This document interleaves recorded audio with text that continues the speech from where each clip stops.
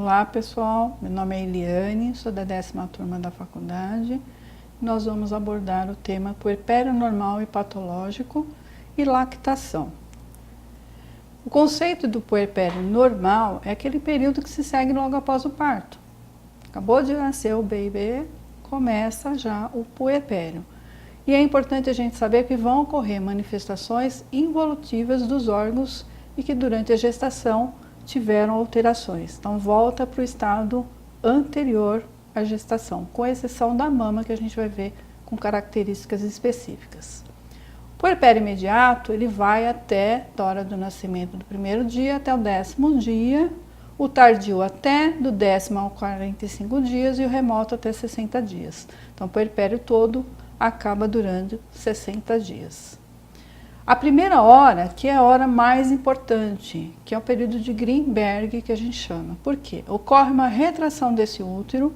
Se vocês forem palpar o abdômen dessa paciente, o útero que estava com 36, 34 de altura uterina, ele cai para mais ou menos 20, 22 centímetros, que é periumbilical. Isso decorrente ao quê? Mecanismo de hemostasia, né? Para que não ocorra hemorragia, e uma contração desse útero, que a gente chama como globo de segurança de Pinard. Então, se eu for palpar o útero dessa paciente, ele vai estar mais endurecido, bastante diminuído, por volta, né, no puerpério imediato, por volta da cicatriz umbilical e com sangramento moderado. É importante alguns cuidados nesse momento. Os cuidados gerais dessa paciente, pulso, pressão, o volume desse sangramento para que não ocorra uma patologia chamada atonia uterina, que é uma das complicações. O paciente pode se alimentar normal e nas primeiras horas ela continua em repouso. Nessa primeira fase, a gente pode ter essa complicação que eu falei de hemorragias, que é o útero não contrair, ele vai ficar maior do que por volta da cicatriz umbilical, vai estar mais amolecido e um sangramento bastante intenso.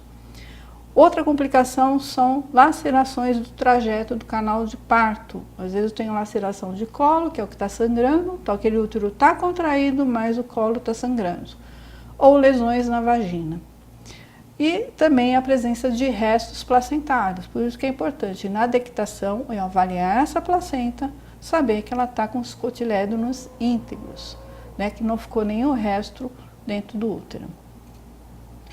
A atonia ou a hipotonia, né, aquele útero que não contrai direito no pós-parto, pode ter algumas causas. Então, aquele útero que é excessivamente grande, que a gente encontra na macrosomia fetal, aquele feto grande, no polidrame, no líquido aumentado, no gemelar, tá? Ou em situações em que você fez um trabalho de parto muito demorado, ou uso de ocitóxicos, de medicamentos que podem levar a uma exaustão dessa contração, né? Durante o trabalho de parto e que vai acarretar numa hipotonia pós-parto. Sintomas mais comuns, ela vai ter tontura, mal-estar, né, sudorese, enfim, cólicas, muita dor, tá? E o sangramento que vai ser importante.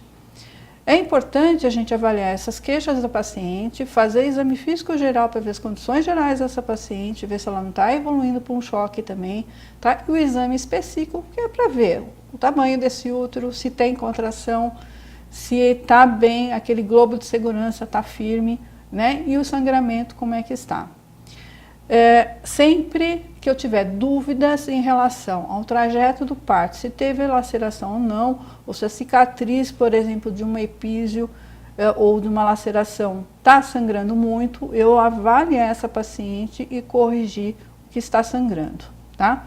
E a prescrição sempre vai ser referente às queixas da paciente e se há necessidade ou não de transfusão de sangue.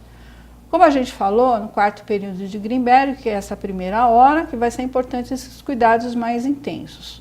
Após isso, a gente vai observar também, né, de imediato aquele sangramento, depois ela começa a ter o que a gente chama de loqueação. Vermelho arruba até o 3º dia, então vermelho mais escuro, depois do 3º ao 8º dia, flava, ela começa a ficar, que é mais amarelada, a partir do 10º, e a alba branca até por volta de 40 a 60 dias. O odor, vocês vão ter oportunidade de examinar essas pacientes, né, no 4º ano em diante, no 5º ano, vocês vão ver que é um odor específico que não dá para a gente comparar com muita coisa. É importante que oriente essa paciente a limpeza, por exemplo, de uma cicatriz de cesárea, ou de uma epísio, ou de laceração. Água e sabão é o suficiente, higiene local. Observar se essa locação está com odor normal ou se ele está tendendo a um odor fétido, que é um indício de infecção puerperal, que a gente vai ver a seguir. Observar as mamas, que também a gente vai tecer comentários específicos para ver se ela tem rachadura, fissura, sinal de infecção, e corrigir a forma desse bebê amamentar. Avaliar membros inferiores dessa paciente também vai ser importante, porque ela pode ter sinais de trombose, que é um quadro grave, né, no puerpério, ou ela pode ter simplesmente um edema, que a gente também vai orientar essa paciente. Pacientes RH negativas, a gente tem que avaliar qual é o RH do recém-nascido. Se ele for positivo e essa mãe tiver um cúmbis indireto negativo, eu tenho que fazer a imunoglobulina anti-D para que ela não tenha uma imunização, principalmente que pode repercutir na próxima gestação. E sempre orientar na alta como é que ela deve se portar, né? O que ela vai acontecer em casa com ela, quais cuidados que ela tem que ter com ela, com o bebê, retorno, né, no médico do pré-natal e, enfim, ela fazer um planejamento familiar para prevenir uma próxima gestação.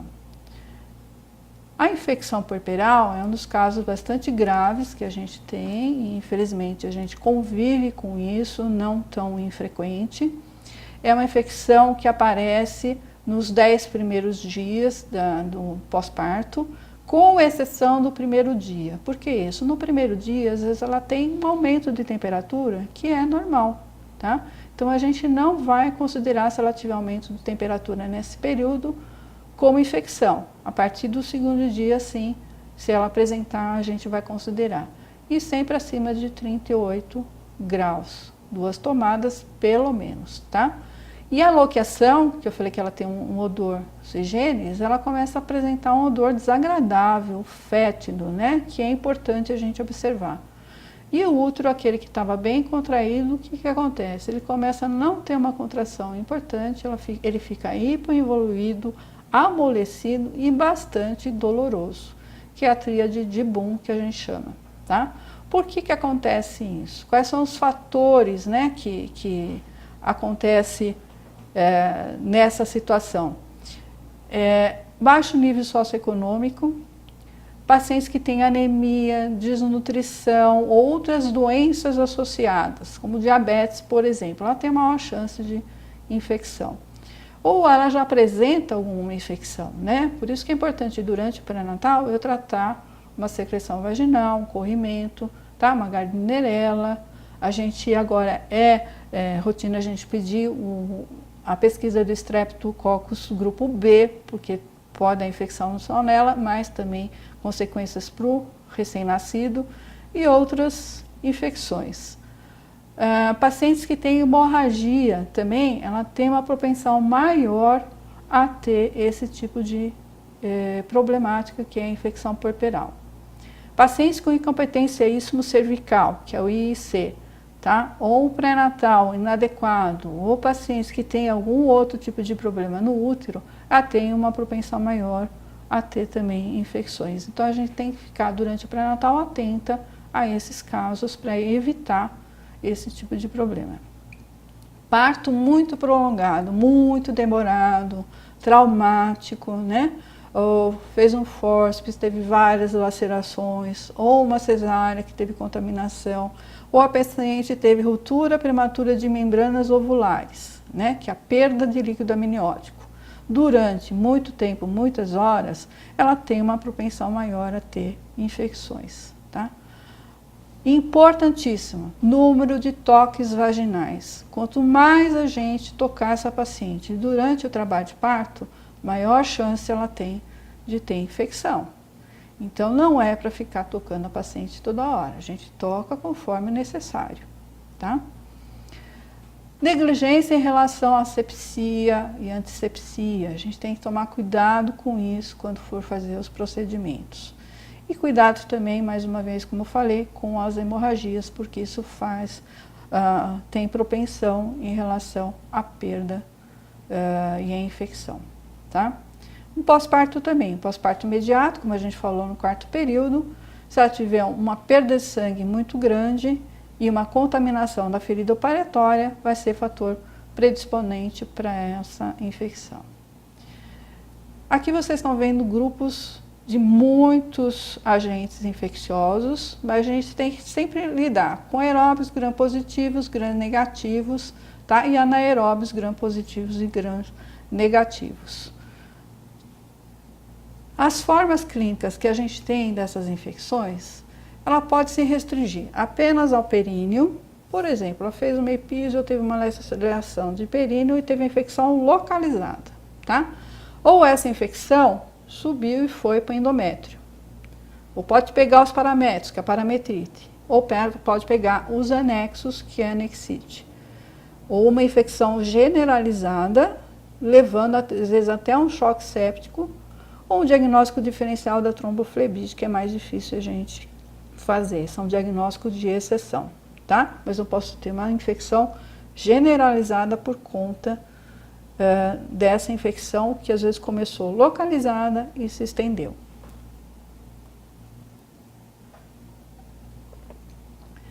O diagnóstico vai ser sempre os sinais e sintomas dessa paciente, né? Então, o quadro clínico geral dessa paciente e o exame ginecológico que vai ser importante. Eu tenho que saber como é que está esse útero, se ele está hipoinvoluído ou não, se ele está doloroso, né? Se ele está aumentado em relação ao que a gente observou, como é que está o sangramento, como é que está a loqueação, tudo como a gente falou. E nós vamos partir para os exames laboratoriais gerais também, né? Para ver se ela tem uma leucocitose, se tem aumento de neutrófilos, enfim.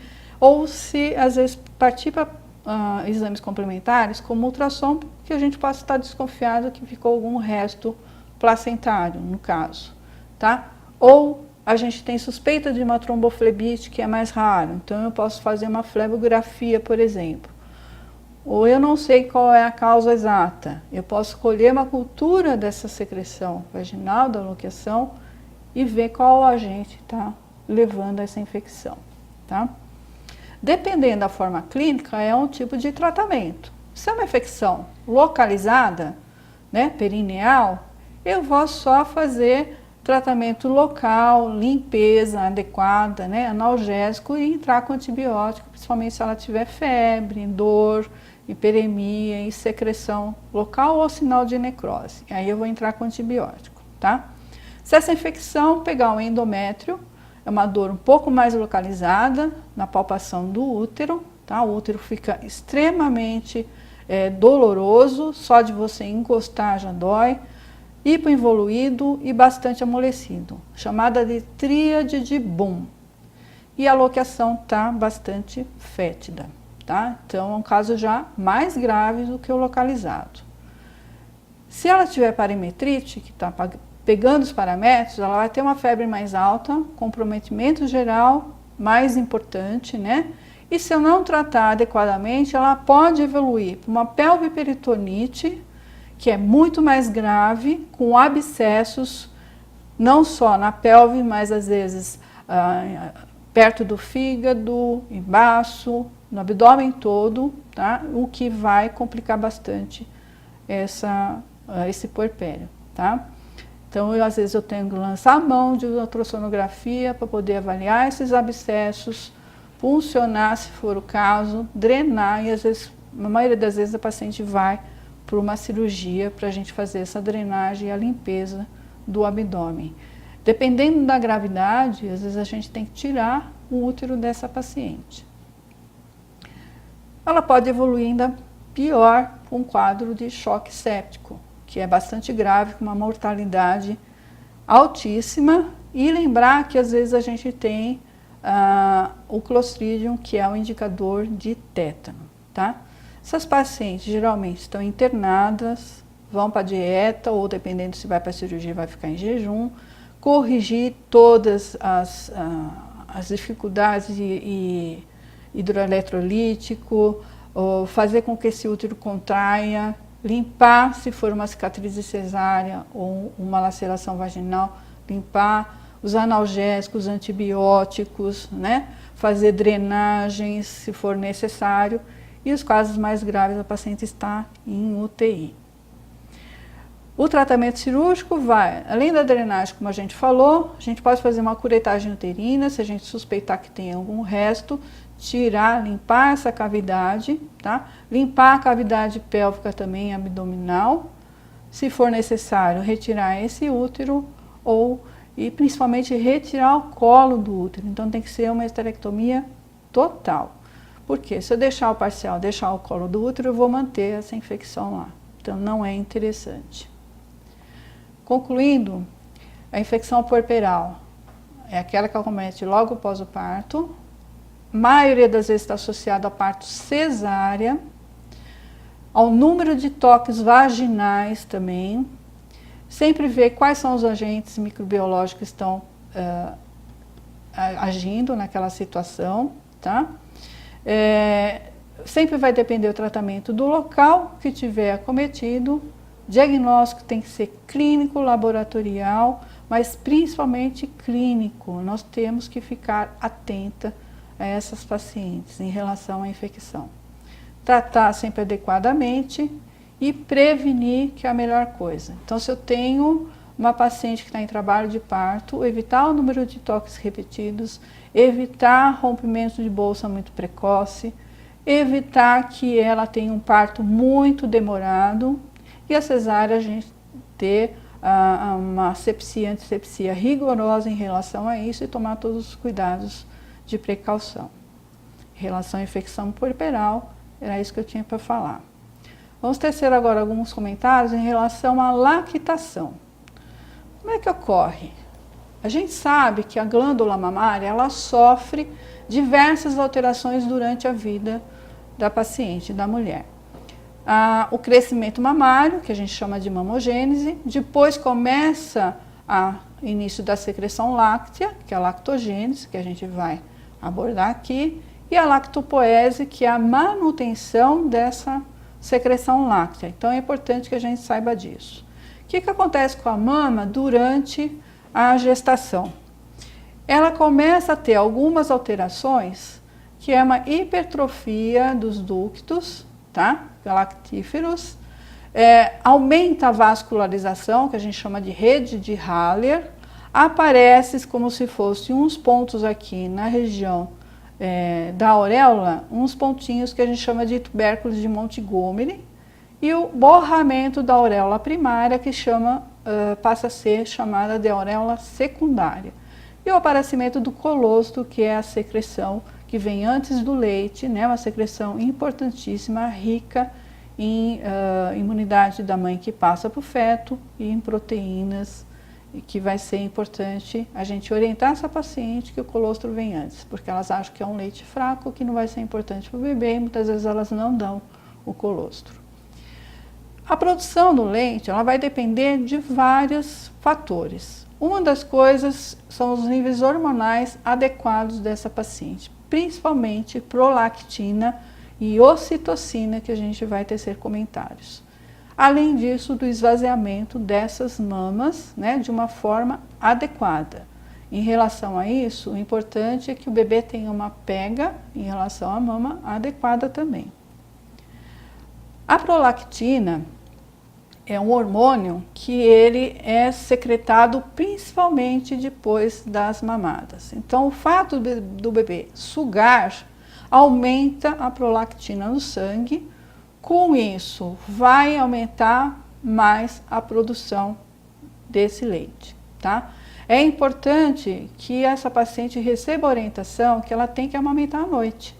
Por quê? À noite que a produção da prolactina é maior. Então, se ela amamentar só de dia e às vezes à noite ela dá uma mamadeira porque ela quer dormir, essa prolactina vai cair, vai diminuir, ela vai ter pouco leite. Então, é importante que a gente faça isso. A prolactina a gente sabe que inibe a ovulação. mas a gente não considera um método contraceptivo só amamentar, né? Porque isso pode falhar e ela pode engravidar só com esse tipo de orientação de amamentação, tá? Os impulsos sensoriais do mamilo, né, que acontece quando o bebê suga, ele vai ser importante para essa produção. Mas não só isso, para isso a paciente tem que estar tranquila, no ambiente favorável, tá? Descansada, né? Não estressada. E às vezes o fato só de ela olhar para o bebê, de ter esse relacionamento, esse vínculo maior, vai ser importante para essa produção de prolactina. Para isso o bebê tem que ter uma boa pega, que é isso. O bebê tá de frente, olhando de frente para a mama da mãe, a barriguinha dele encostada na barriga da mãe, tá? Fazendo um movimento de sucção, os lábios ficam evertidos como se fosse uma boquinha de peixe, tá? E ele consegue ter uma amamentação adequada. O mamilo fica no céu da boca do bebê. Então, às vezes o paciente fala assim, eu não tenho mamilo adequado, né, para oferecer a mama para o bebê, não consegue pegar. Mas é importante ele pegar a auréola. O mamilo vai ficar no céu da boca e se ela não tiver um mamilo importante, grande, não tem problema nenhum, tá? A livre demanda nada mais é do que oferecer o leite para essa criança sempre que ele desejar. Quem vai fazer o horário vai ser ele. Não existe mais aquela ideia antiga que a gente dava, né? Amamentava o bebê cada 2, 3 horas. Não, toda vez que ele desejar, ele vai ser alimentado, tá? E amamentar à noite, como a gente falou, por causa da liberação de prolactina, que é maior à noite. Outro reflexo importante é o reflexo da ocitocina. Para que serve a ocitocina? Lembra que a ocitocina ela é importante para contrair o útero para não ter hemorragia. Mas aqui ela vai ajudar o leite a descer e sair da mama. Então, a prolactina ela aumenta a produção, mas quem vai ajudar a sair o leite é a ocitocina, tá? Mesma coisa, bebê suga, vai aumentar a prolactina e vai aumentar a ocitocina. Por isso, quando a mãe amamenta, ela tem cólica. Por quê? Libera a ocitocina. E a ocitocina não só vai liberar o leite, mas vai contrair esse útero. Então, a mãe que amamenta, ela consegue fazer com que o útero volte mais rápido ao normal, que ele contrai mais rápido, tá? E importante aquilo que eu falei, não ter preocupação, não ter estresse, não estar com dor, ficar relaxada, ter confiança, porque isso vai ajudar nesse reflexo, tá? Se ela estiver estressada, ela não vai conseguir amamentar direito esse bebê e não vai sair o leite. E, ao contrário, vai ficar uma mama engurgitada, cheia de leite, mas que não consegue sair. Então, a sucção, como vocês veem aqui, o mamilo fica bem no céu da boca do bebê e ele tem que abocanhar a auréola, tá? No mínimo, o aleitamento materno tem que ser exclusivo até 6 meses. Não precisa dar água, chazinho, nada. Amamentando 6 meses é o suficiente, só com leite, tá? Ele vai ter um crescimento adequado. Lógico que após isso ele já começa com papinha, comidinha, tudo. Eu posso estar amamentando até mais ou menos 2 anos de idade. É importante, gente, que você oriente não só, né, a paciente, mas a família toda, porque às vezes tem outros filhos, né? O pai tem que participar na amamentação também, a mãe às vezes está estressada, está cansada. Eu brinco e falo assim, ó, quando o bebê dorme, a mãe dorme junto, porque ela fica amamentando praticamente o tempo inteiro e a noite inteira, é muito difícil. Então, tem que ter a colaboração dos outros familiares. Amamentar na sala do parto hoje é uma das prioridades, tá? Faz parte da iniciativa do Hospital Amigo da Criança também, que a gente faz os 10 passos de aleitamento. Uma das coisas é ter participação do parceiro na hora do parto e assim que nasce o bebê, ele já vai para o peito da mãe. Tanto no parto normal quanto na cesárea ele pode ir, principalmente até na primeira hora. Mas às vezes acabou de nascer, já vai para o peito da mãe. O neném está bem, vai amamentar, tá? Se ele não nascer tão bem, o pediatra vai cuidar e depois retorna para a mãe. Então é importante porque Amamentando na sala de parto, a chance de ela não amamentar depois é muito pequena, porque ela já criou um vínculo maior com essa criança. E no caso de ser gêmeos, eu posso estar amamentando os dois ao mesmo tempo, e pacientes que tiveram câncer, fizeram mastectomia e engravidaram depois, ela também tem condições de amamentar. O governo faz esse incentivo de aleitamento materno, porque infelizmente ainda se perde crianças por desnutrição. Além do que, o leite materno, ele é muito rico em proteínas, em defesas da mãe que passa para o bebê, e tem